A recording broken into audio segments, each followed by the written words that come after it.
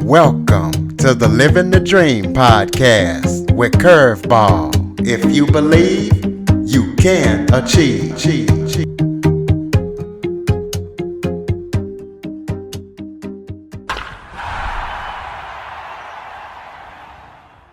Welcome to the Living the Dream with Curveball podcast, a show where I interview guests that teach, motivate, and inspire.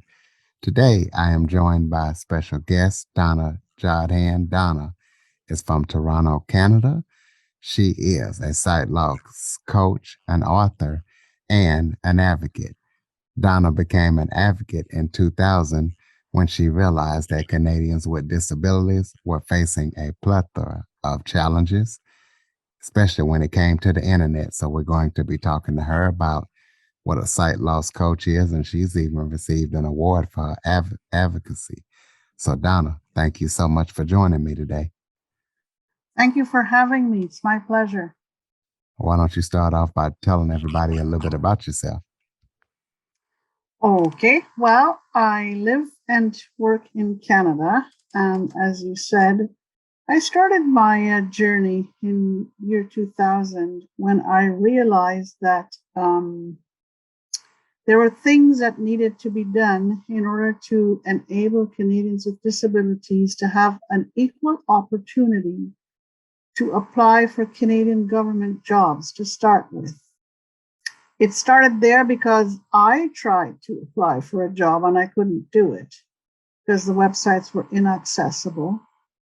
And then about 2 or 3 years later, I applied for a job with Statistics Canada and ran into a lot of attitudinal barriers where they didn't want to issue me the exam to complete because that was part of the application process. They said it was too costly. They said that they didn't know where to go in order to get the exam put into Braille. And I telling them where to go, they refused to do it. So I decided to start some legal action on my part. I took Statistics Canada to the Canadian Human Rights Commission. It took about 3 years to resolve that case. So in 2007, it was resolved. But, despite the fact that, they paid me compensation and everything, I wasn't happy with it. And I decided to go after the Canadian government because their websites were very inaccessible, unnavigable, unusable. And before launching my charter challenge to the Canadian government, I made very sure that I had a case. And so I approached one of the leading disability rights lawyers in Toronto. His name is David Baker. And he had no hesitation in telling me that I indeed had a case. We should, move forward with it.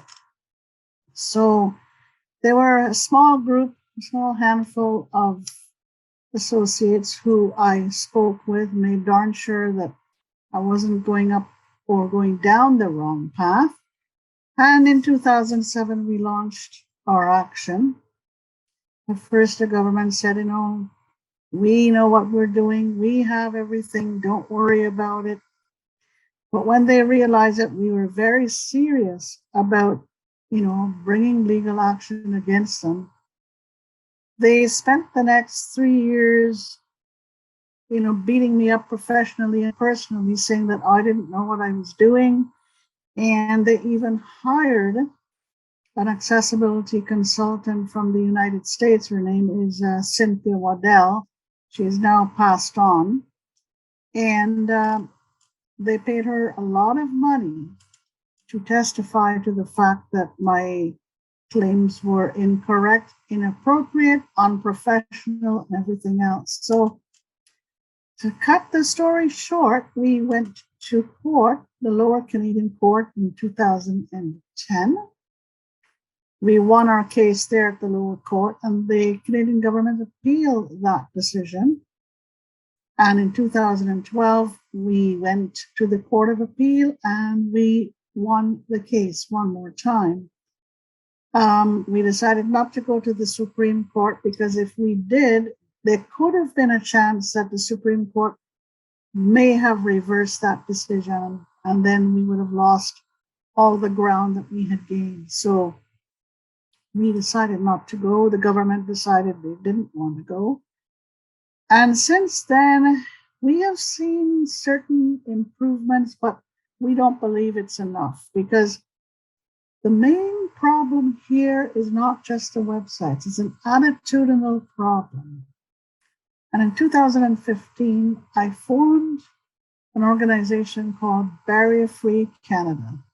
And what that organization did was to kickstart a campaign for the federal government to enact an Accessible Canadian Act, which is somewhat similar to your ADA Act. And that was eventually brought into legislation in 2019. But even at that, there's a lot of work to be done. There are a lot of attitude barriers to break down. There's a lot of everything to break down. And I guess we could only say one step at a time. Some departments are very eager to, get going and get working on it, but I would say there's a lot of homework to be done. And in addition to my advocacy efforts, I do other things as well. I write audio mysteries, which I started in 2010. I've written 3 seasons of Detective DJ and the Crime Crushers, and I've sold a lot of these episodes, audio episodes, worldwide. And I've also produced a Christmas box set, and I'm presently working on my 4th season and a second Christmas box set, which I will be selling on my online store. It's available at, or the present seasons that I have put up there. They are available at www.donnajodhan.com/store.html.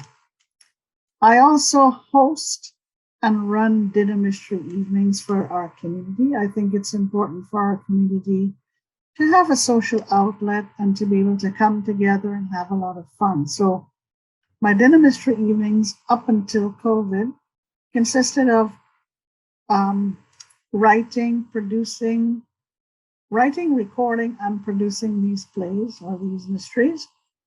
And I would, also assemble a cast of players who I directed, coached, and they were very, very good.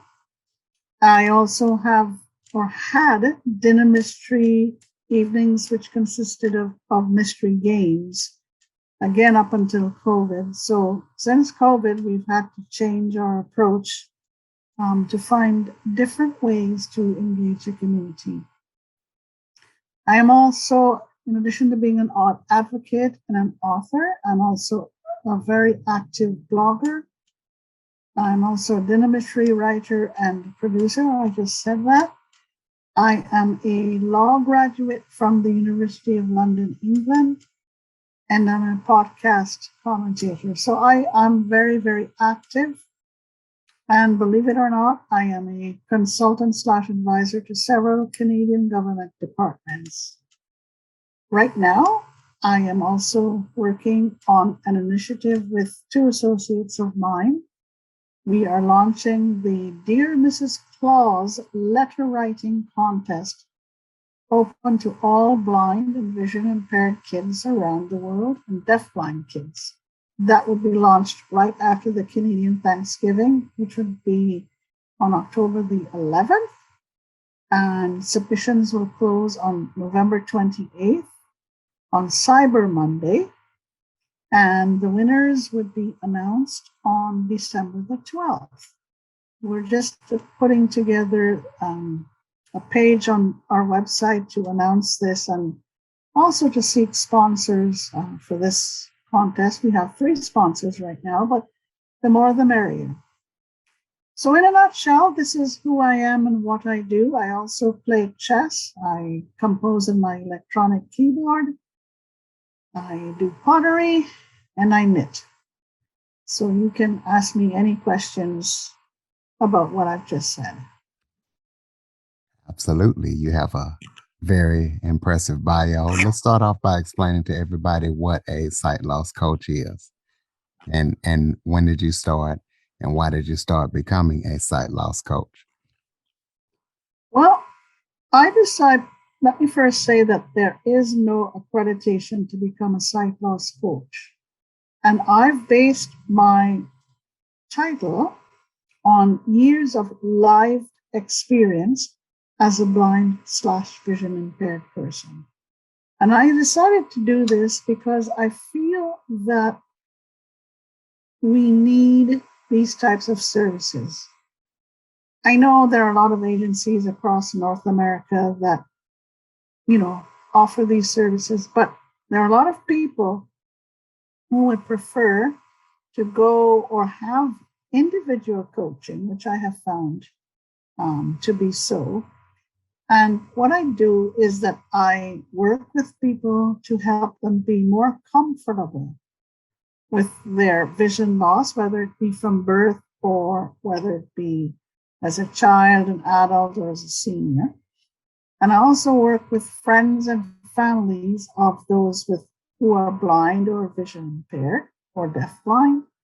And it could be anything, working with them to help them be more comfortable in the kitchen, in their daily lives, like moving around their homes, organizing their bathrooms, their kitchen cabinets, their bathroom cabinets. Also, how to be more confident when they are on the streets, during snowstorms or dealing with sidewalks that are cluttered with construction. And I do a bit of this and that, as I call it, so that people will be more comfortable on the whole. I have a bi-monthly newsletter called the Blind Lifestyle Newsletter, where I produce lots of tips in the section called Catching Up with the Coach. And here is where I produce tips on examples of how to pick up broken glass from the floor, how to find and pick up broken eggshells, things like that. How to deal with frying an egg, scrambling an egg. How do you know when your water is boiled? Things like that. That is in the Catching Up with the Coach section. And I also answer questions. I pick 3 questions per month from people who submit questions from me from around the world. And I print the questions, and I also print my responses to these questions. So in short, my objective is to help people be more comfortable with what they do daily and not to think of the fact that they don't have any sight or they have limited sight. It's about being able to overcome obstacles and challenges. So let's talk about the award that you won for your advocacy. Tell us about that, and what that award is all about and how important that was to you to win it. Um, this was an award that came out came out of left field, something that I never expected. And it is the most treasured award of my life because it was the Queen Elizabeth II Platinum Jubilee Award. It's an award that's given out every 10 years to mark her different jubilees. Well, she passed on recently. So you've had the Diamond Jubilee, the Silver Jubilee, the Golden Jubilee, and now the Platinum Jubilee. And I was very touched, very honored. I was, everything when I was told that I was nominated to receive one of these awards. And it was given to me for my work in advocacy, in what I've done to promote Canadians with disabilities, and my work with kickstarting the campaign to get the Canadian government to enact legislation. This award was made even more meaningful to me because of it was the last award that Queen Elizabeth gave out. And she gave these awards to mark her different jubilees to various members of the Commonwealth. So I don't know who nominated me. I will never know that. And it's given out to hundreds of folks right across the Commonwealth. So I was one of the fortunate recipients. And because she has recently passed, I know that no one else will ever get a Jubilee Award from her. And this is what it means to me. I'm extremely honored and humbled to have received this award.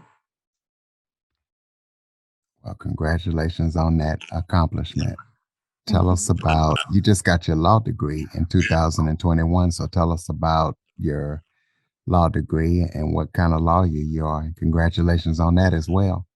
Thank you very much. As a child, I always wanted to be a lawyer. I don't know why, but it appealed to me. But at that time, because there were so many things that would have made it extremely difficult for me to study law, we didn't have a lot of things in place like online studying and things like to get your materials in alternate formats. It was difficult. So I had to forego that dream as a child, but I always had it at the back of my mind. And oh my goodness, about 10 to 15 years ago, my elder brother, he's passed on, he encouraged me to think about it again. He said, it's never too late. Okay, you're now an adult, but think about it. I did think about it. And after encouragement from my mom and others, because my dad had passed on already, I decided to pursue an online distance learning program at the University of London, England. So I started in 2012, but I had to take 3 years off because of work and other challenges I was facing. And I completed it at the end of 2021. I realized a dream. I will not be going to the bar because I just think it's a lot of work and I don't think I have the energy to go to the bar because you have to write the bar exams to become a full-blown attorney at law. And it would probably take me another 2 years. I just don't want to put the energy into that. So what I did is that I obtained my law degree. And in July of this year, I traveled to London, England to receive my degree. I was extremely humbled and honored again, especially so as to when I crossed the stage, I heard my name called and I thought, oh my gosh, you've done it, Donna. And as I curtsied to Princess Anne, who was the chancellor of the university, she leaned forward and yelled a congratulations to me. And that to me is something I will always, always remember. So that was a day in my life I will never forget. And after that, I celebrated with my friends and cousins in London, England. And then I treated myself with a side trip to Normandy, France, because I always wanted to visit the beaches and cemeteries where those brave young lads gave their lives and were, came ashore at those beaches. Most of them, or many of them, are now buried in those cemeteries. So I treated myself to that side trip, and now I'm back here in Canada and hoping to use my knowledge and my skills to help others become more comfortable and confident when dealing with the legal system here. So I will not be going to court anytime soon. I don't intend to. I would like to help others, be more comfortable and confident. And maybe the type of law that I would be involved with would be disability rights law. So that's it. Speaking of skills and knowledge, you also have a lot of computer certifications. So tell everybody about those computer certifications. Oh dear. I have an ACSP, which is an Apple Certified Support designation, Apple Certified Support Professional. I have a Microsoft Systems Engineer certification, which I obtained several years ago. I have a similar designation from Novell. And I also have a wide experience in accessibility testing and consulting and advising, which is what I do to several departments of the Canadian government at the present time. And I also have a certification in translation from French to English from the University of Toronto, and I have an MBA from McGill University in Montreal in international business and finance.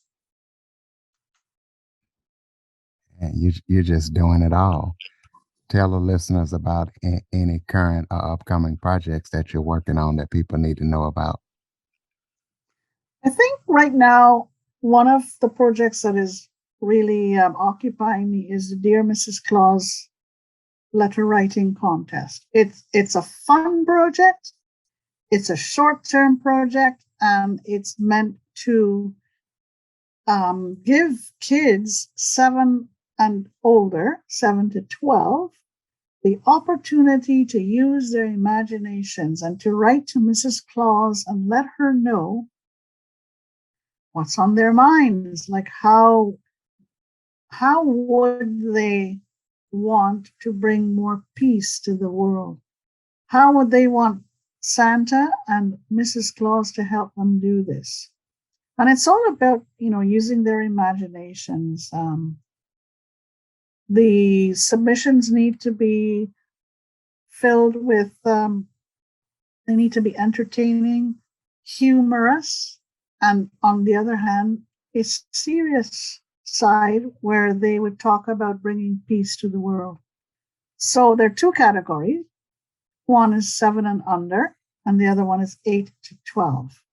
And they could submit their applications either electronically, or we will give them the chance to write their letters in Braille.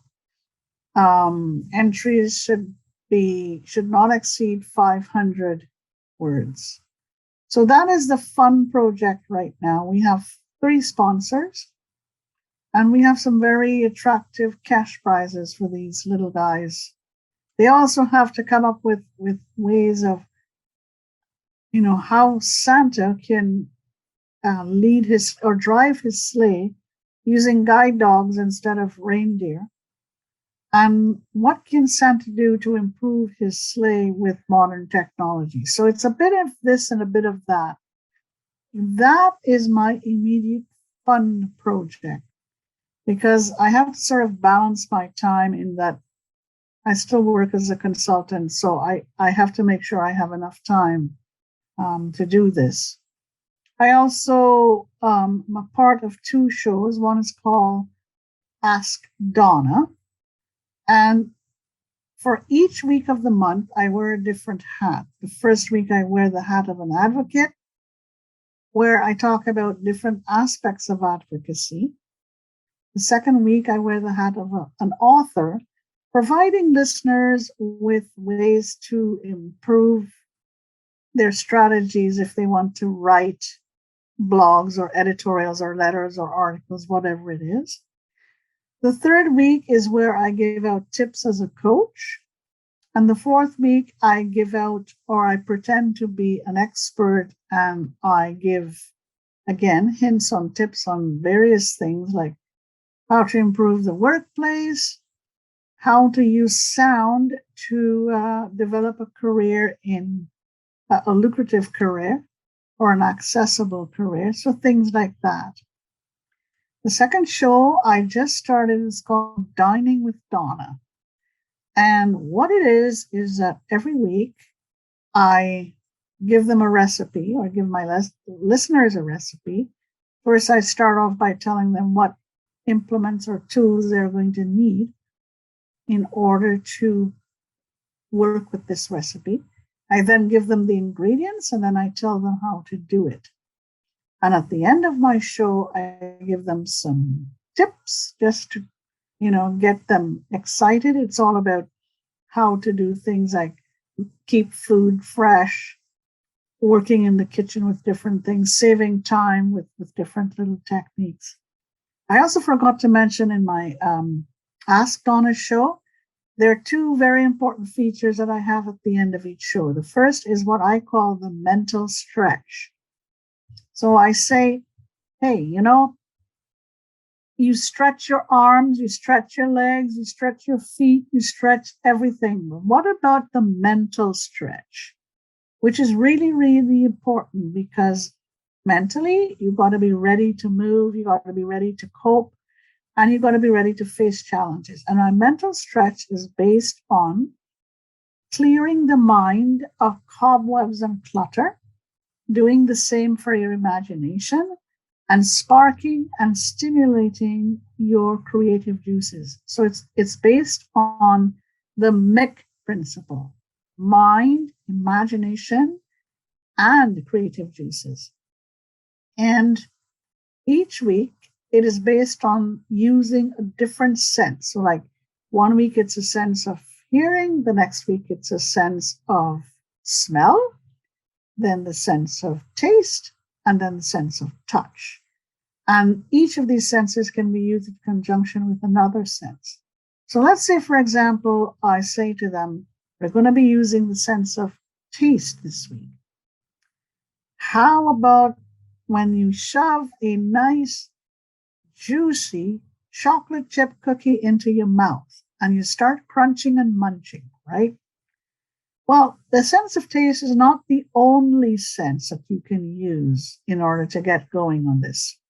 You can also use the sense of hearing as you hear yourself crunching and munching, and the sense of smell as you smell these cookies. So that is what my mental stretch is all about. And then the final feature of the Ask Donna weekly show is, and I just started this last month, it has to do with Donna's virtual Binto basket. And what that is that every week I say, for example, my Binto basket for this week is going to be a breakfast basket that you can have at home. So I say to them, or my listeners, let's think about it this way. What am I going to put in this breakfast basket? Well, let's see now. We can put some muffins, bagels, small package of coffee or a small package of tea, a bottle of orange juice, nice cool orange juice. And I make them, but I encourage them to sit back and imagine these things in front of them. I think putting this right after the mental stretch is going to help them out to relax, recharge, and regurgitate. Another example would be a bath basket. So what do I put into this basket? I put into it bath crystals or bath, I would say lotion or a bath liquid that you can fill your tub with, fragrant scents. Okay. I have, again, in this basket, I have a shower cap so that they don't get their hair wet. I have some nice scented body lotion. I have different things associated with having a bath.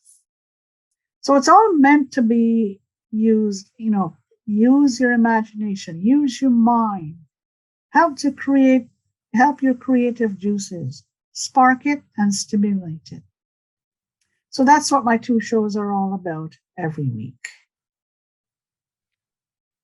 Well, how can we check those shows out? Give out your website, any websites or any contact info that we can stay connected with Yes. you and check out these shows. Well, for the Ask Donna show, you can go to www.donnajodhan.com/YouTube. And for the Dining with Donna show, we're still not sure where we're going to put this. It could be on www.donnajodhan.com/YouTube, or we're not sure where, but we are going to be mentioning them every month. And in addition to this, anybody who likes anything that I share, I recognize them every month. It's my monthly recognition piece. So their names go into a post every month and they will see their names there.